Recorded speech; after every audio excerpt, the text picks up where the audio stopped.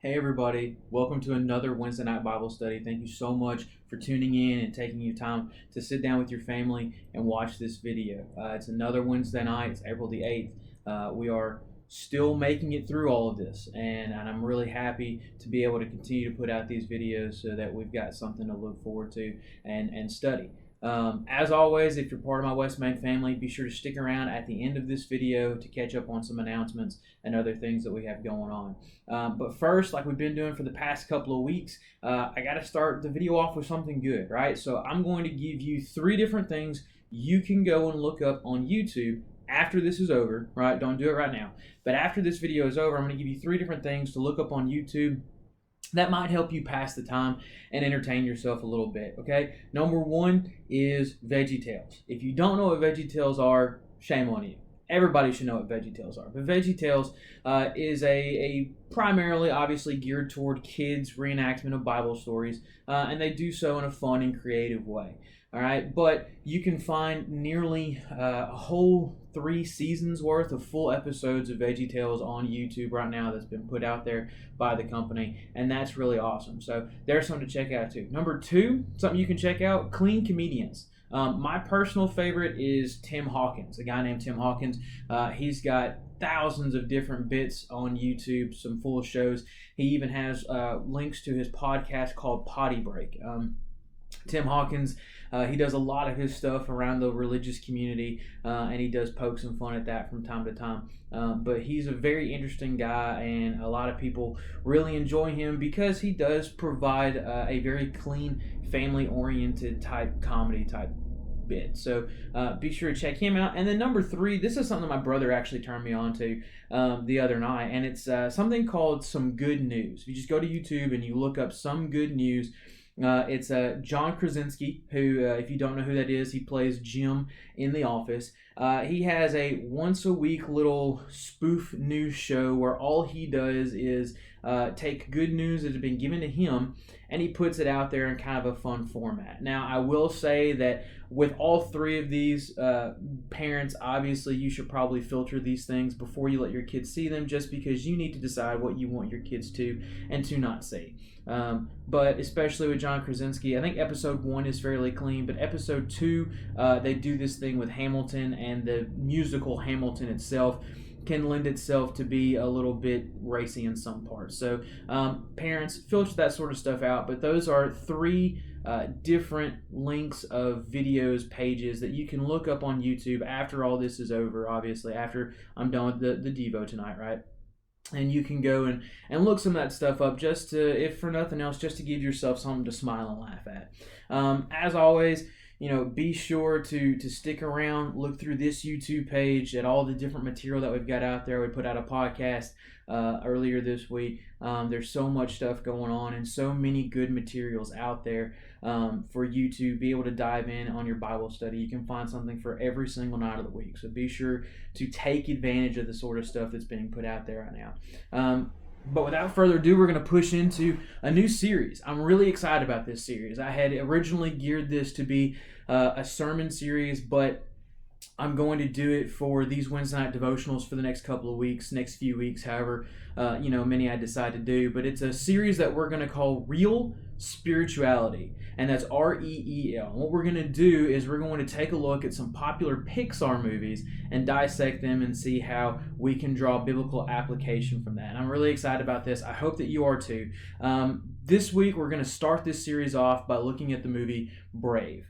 Now, if you haven't seen this movie, understand that there will be spoilers in this devotional. I can't do this Devo and not talk about the movie and kind of give away some key elements, but do not let that stop you from watching this video, okay? If nothing else, watch this Devo and then go back and you can see, oh yeah, this is what he was talking about and this sort of thing. So be sure to do that, but don't let these spoilers prevent you from watching this particular video. Now, if you haven't seen Brave, the storyline is kind of like this. It revolves around a Scottish princess named Merida.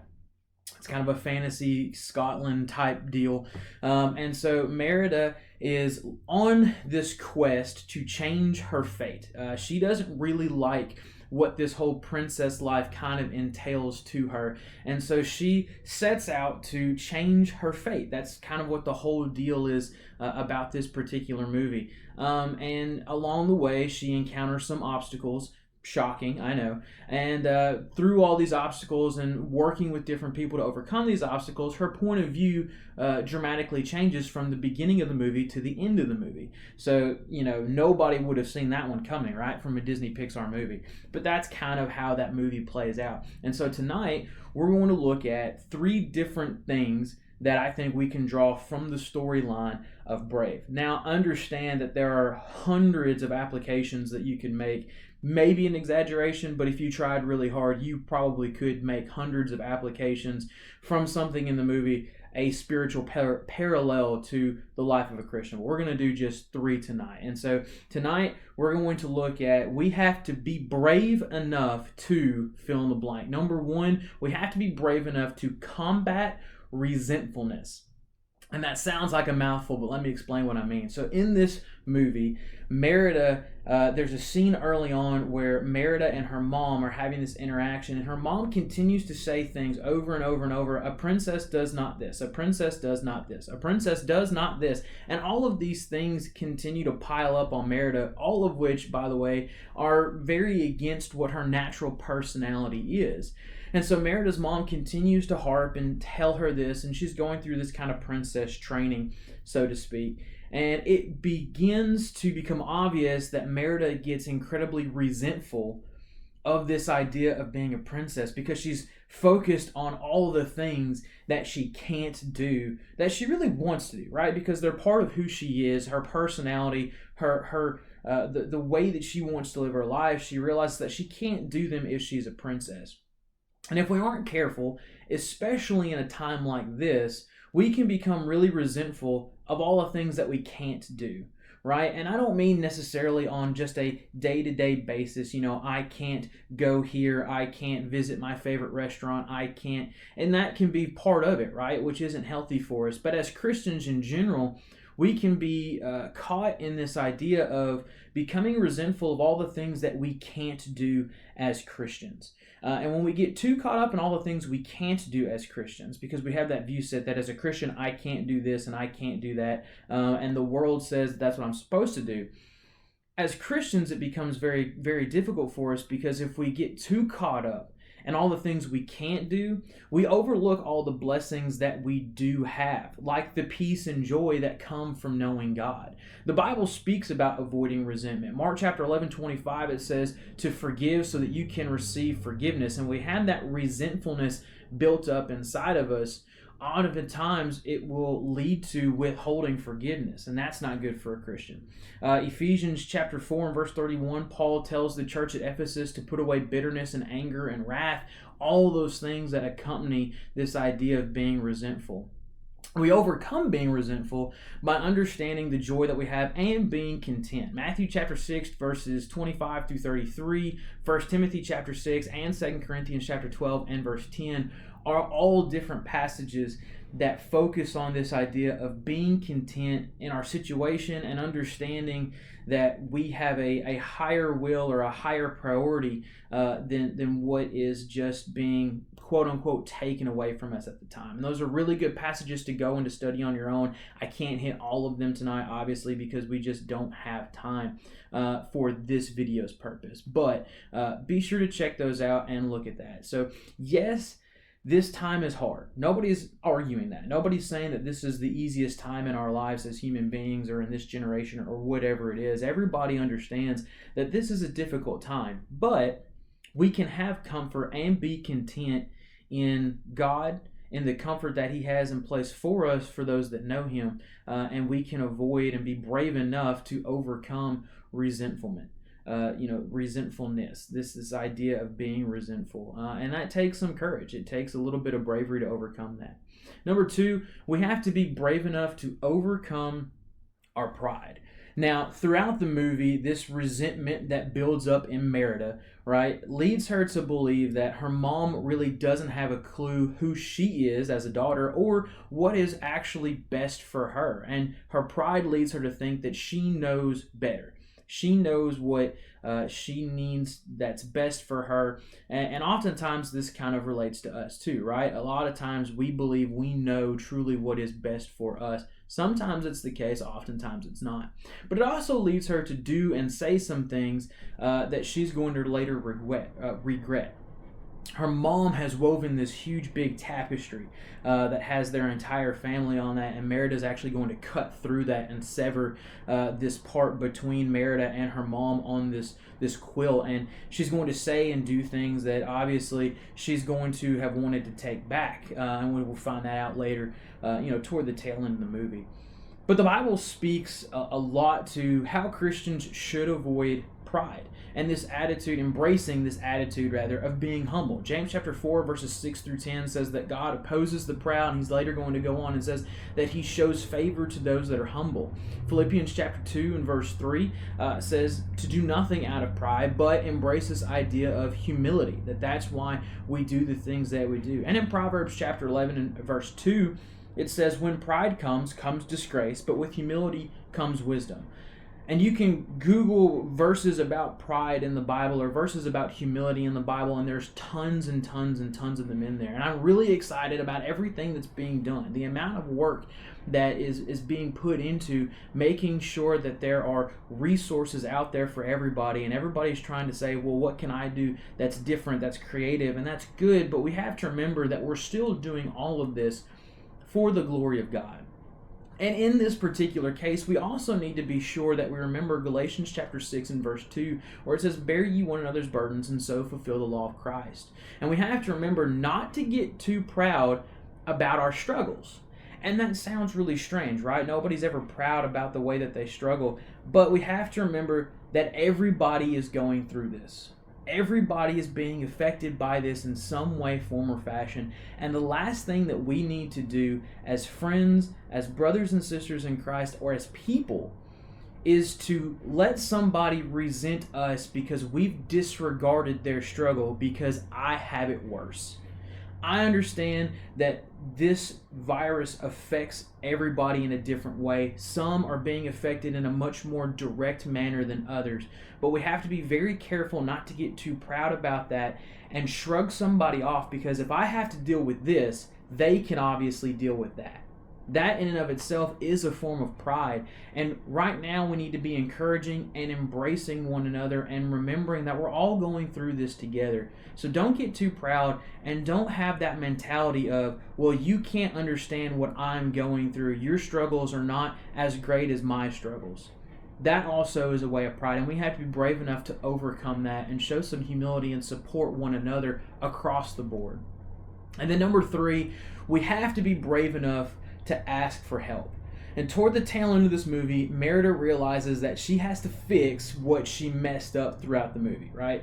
She has to ask her younger brothers for help to break her out of a castle, and late in the movie, she even has to rely on her mother to come to her aid and defend her because she finds herself in a really tough position, a little bit over her head. And again, this is something that the Bible speaks to quite often, right? It's not something new that the Bible is, just kind of brand new about, right? Asking God for help appears over and over and over in the Bible. 1 John chapter 5 verses 14 through 15, Matthew 7 verses 7 and 8, as well as Matthew 21 verse 22. And we're also part of a body that was designed to be able to lean on one another. We just talked about Galatians chapter 6 and verse 2. We are designed to be able to bear the burdens with each other. And along with that, though, we have to be sure that we look in the right places. Obviously, going to God is a very great start. But if you remember from the movie Brave, if you've seen it or if you haven't seen it, Merida actually looks for help from a not so trustworthy source. All right, she goes and she asks a witch for help, because if you've seen every movie ever, you would know that asking a witch for help is obviously the solution. And, spoiler alert again, it doesn't turn out the way that she thought it would, and she has to fix what she then messed up. And it reminds me a lot of 1 Kings chapter 12, where King Rehoboam is about to take his place as king, and he asks for help as to what kind of king he should be. And he asked his young friends, and he asked the older members of the community who were there through his father's reign. And he decides to side with his friends, who were probably just as ignorant as he was, because we can read in 1 Kings chapter 12, that doesn't really turn out all that well for King Rehoboam. So in the end, there's still going to be a lot of things that we have to combat, especially when it comes to this virus, and when this is over, when we go back to what we would consider our normal lives, when we're finally able to worship in person with one another. There are going to be things that we have to combat. But we have hope, because in Christ we can be brave and we can overcome. And that's the whole hope and purpose of Christianity. So thank you so much for tuning into this video. I really appreciate it. I hope that you enjoyed it, and I hope that you look forward to next week. We're going to continue this series, kind of dissecting some of these popular films. But if you're part of my West Main family, I need you to stick around for just a second, because I do have a few announcements for you, okay? So remember our Easter egg hunt plans, right? We're doing a virtual online Easter egg hunt so that nobody has to leave their house. I need those photos from you all by Friday, okay? Friday, I didn't have Friday evening sometime. I don't remember if I put a time out there for it or not. But remember to color those eggs, hide them in pictures. It can be a selfie. It can be a picture of your pet. It can just be an empty room with the egg hidden in it somewhere, and you can put in more than one entry, okay? The only way that this is fun and elaborate, that we want it all to be, is if everybody participates and we can actually put out a good number of pictures for everybody to kind of Easter egg hunt in. Along with that being changed, all of our activities that were planned for April have obviously been canceled. So the area-wide for April has been canceled. Our devotionals have been canceled. The Hot Wednesday that we were supposed to have in the month of April has been canceled as well. I hope that we'll be back doing this in May sometime, that we can continue to kind of get back on track for that. So, maybe we'll get through that. Maybe we won't. We'll just have to play that one by ear, right? If you have prayer requests, I know that Mark Carnathan's been sending stuff out. If you have prayer requests, be sure to try to get those to me by Friday afternoon, so that we can put those in the bulletin that we've been sending out on the weekends. Be on the lookout. This is for everybody, not just our teens, although it's primarily geared for our teens. Be on the lookout for Singing in the Park dates. Okay, so that's going to happen over the summer, assuming that all this kind of eventually goes back to normal and we're allowed to be, congregating with each other again. So be on the lookout for that. Just stay connected and on Facebook, and I'll try to send that out when I can. And as always, just stay connected with each other. Calls, cards, Facebook, Instagram. We've got everything out there that we need for you all to be a part of. So if you will, just stay connected. Let people know if you're struggling, what you need. Contact myself, one of our shepherds, Carrie, Leah, anybody that can help you figure something out. Okay, I look forward to seeing everybody next week, and be sure to, again, stick around and keep up with everything we got going on. Thanks, everybody. I love you. Can't wait to see you again.